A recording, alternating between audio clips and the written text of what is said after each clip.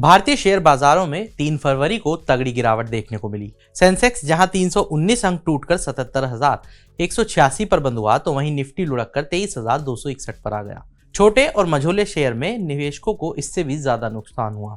BSE के mid cap index 0.89% लुढ़क गए, तो वहीं स्मॉल कैप इंडेक्स ने 1.77% का गोता लगाया। इसके चलते शेयर बाजार के निवेशकों को आज 4 लाख करोड़ रुपए से ज्यादा का घाटा हुआ।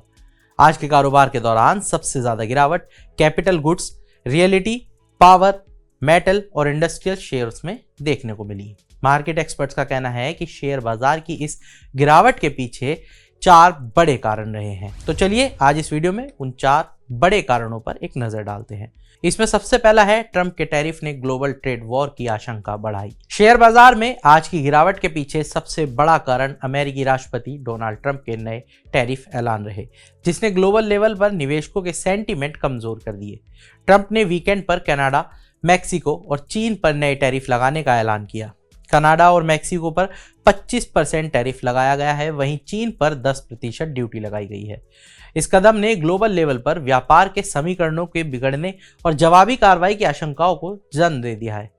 कनाडा और मैक्सिको ने तुरंत जवाबी कार्रवाई करने की कसम खाई है, तो वहीं चीन ने कहा है कि वो वर्ल्ड ट्रेड ऑर्गेनाइजेशन यानी WTO में इस फैसले को चुनौती देगा। जियोजीत फाइनेंशियल सर्विसेज के chief investment strategist doctor V के विजय कुमार ने कहा कि ट्रंप आगे भी टैरिफ को एक राजनीतिक हथियार के रूप में इस्तेमाल कर सकते हैं और वे गैर व्यापार मुद्दों पर भी दुनिया के बाकी देशों को निशाना बना सकते हैं। अब आते हैं दूसरे कारण पर। इंफ्रास्ट्रक्चर के बजट में मामूली बढ़ोतरी ने निवेशकों को किया निराश। इंफ्रास्ट्रक्चर शेयर्स में 3 फरवरी को भारी बिकवाली देखने को मिली। इसके चलते इसका सेक्टोरल इंडेक्स 2.3% तक गिर गया।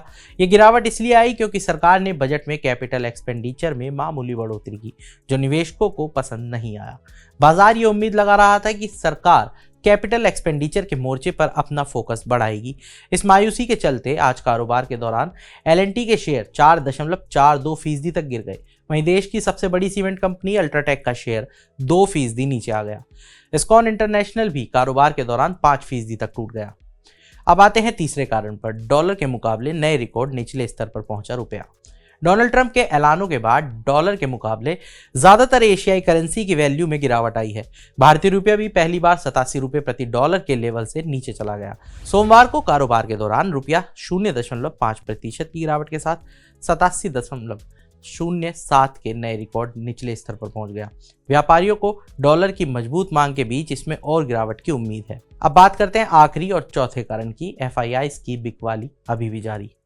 इसके अलावा विदेशी संस्थागत निवेशकों यानी FIIs की लगातार बिकवाली भी शेयर बाजार पर दबाव बनाए हुए है। बजट के दिन शनिवार 1 फरवरी को भी विदेशी निवेशकों ने भारतीय शेयर बाजार में 1327.09 करोड़ रुपए के शेयर बेचे। इससे पहले जनवरी में उन्होंने 87,374.66 करोड़ रुपए के शुद्ध बिकवाली की। मार्केट एक्सपर्ट्स का कहना है कि शेयर बाजार का ध्यान अब वापस कंपनियों की तिमाही नतीजों और 7 फरवरी को आने वाली RBI की मॉनेटरी पॉलिसी कमेटी के नतीजों पर आ गया है। बाजार को उम्मीद है कि मॉनेटरी पॉलिसी कमेटी 7 फरवरी को ब्याज दरों में कुछ कटौती का ऐलान कर सकती है, जिससे बाजार में नकदी बढ़ सकती है।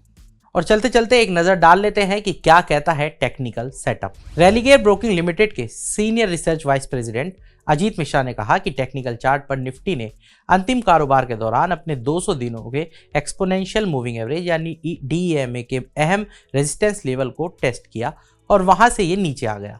नीचे की ओर से इंडेक्स के लिए 23,000 से 23,300 पर अहम सपोर्ट है, वहीं ऊपर की ओर से 23,650 के पार जाने पर रिकवरी देखने को मिल सकती है। फिलहाल बाजार में सेक्टोरल इंडेक्स के मिले जुले रहने की उम्मीद है। ब्याज दरों और कंजम्पशन से जुड़े स्टॉक्स फोकस में रह सकते हैं। तो आज के इस वीडियो में इतना ही। बाकी तमाम बड़ी खबरों के लिए जुड़े रहिए मनी कंट्रोल हिंदी के साथ। आप हमारे यूट्यूब चैनल को सब्सक्राइब करें, फेसबुक पेज को लाइक करें और अब व्हाट्सएप के जरिए भी आप हमसे जुड़ सकते हैं। व्हाट्सएप चैनल का लिंक आपको कमेंट बॉक्स में मिल जाएगा। तब तक के लिए धन्यवाद।